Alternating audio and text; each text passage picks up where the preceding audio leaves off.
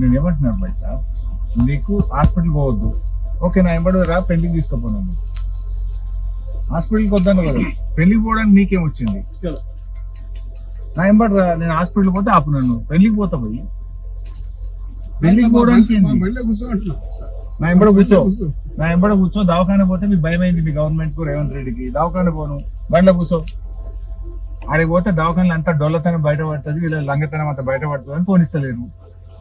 పోని మరి దవాఖాన పోను, భవన్ పోతా, తెలంగాణ భవన్ పోయి ఈ ఆనందంగా ఎత్తుతలేడు.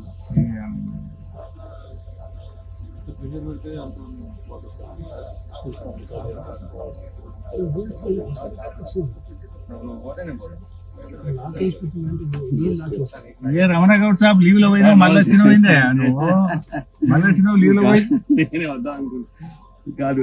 నేను పెళ్లికి పోతానే, తెలంగాణ భవన్ పోతానే.